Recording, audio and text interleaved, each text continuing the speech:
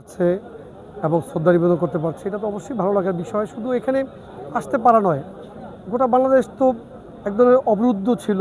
শুধু যে আমরা মাদারে আসতে পারিনি তা না, আমরা তো ঘরেও ঘুমাতে পারিনি। নেতাকর্মীরা মামলা হামলা, গ্রেপ্তার, গুম খুন, ক্রসফায়ার এগুলোর মুখোমুখি দাঁড়িয়েই আন্দোলন সংগ্রাম করেছে যাতে ফেসিবাদকে বাংলাদেশ থেকে বিদায় করা যায়। এবং এই আন্দোলনের নেতৃত্ব দিয়েছিলেন আমাদের প্রিয় নেতা বিএনপির চেয়ারম্যান, আজকে মাননীয় প্রধানমন্ত্রী জনাব তারেক রহমান। তিনি হাজার মাইল দূরে থেকেও আমাদের সাথে সবসময় সংযুক্ত ছিলেন এবং বাংলাদেশের মানুষকে ঐক্যবদ্ধ করেছেন এবং নেতৃত্ব দিয়েছেন। আলহামদুলিল্লাহ, আল্লাহ রাব্বুল আলামিনের অশেষ রহমত যে বাংলাদেশ থেকে ফেসিবাদ বিদায় হয়েছে। এই মুহূর্তে যে উদ্দেশ্য নিয়ে ফেসিবাদ বিরোধী ধারাবাহিক আন্দোলন হয়েছিল, সেই উদ্দেশ্য সফল হওয়ার দ্বার প্রান্তে। কারণ একটি স্বচ্ছ গ্রহণযোগ্য নির্বাচন হয়েছে।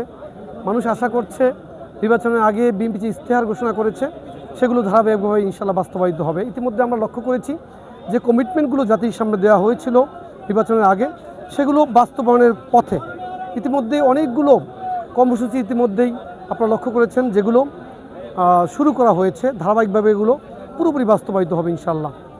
আর শহীদ রাষ্ট্রপতি জিয়া রহমানের যে কর্মময় জীবন, তার জীবনের যে গুণাবলী, তার জীবনের যে আদর্শগুলো, এগুলো আমরা ধারণ করতে চাই। আগামী দিনে যাতে দেশের সেবা করতে পারি, আমরা মানুষের সেবা করতে পারি।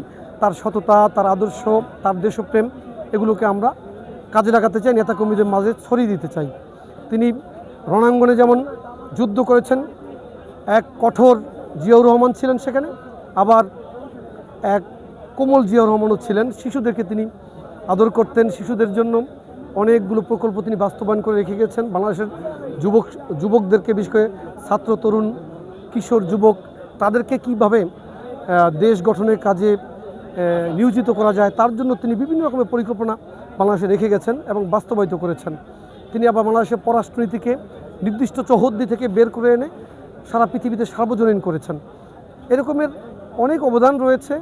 আমরা তার কর্মময় জীবনকে আমাদের জীবনে গ্রহণ করব এবং আমরা যাতে আগামী দিনে এই নতুন বাংলাদেশ গড়ার ক্ষেত্রে কাজে লাগাতে পারি, সেক্ষেত্রে আমরা সচেষ্ট হব।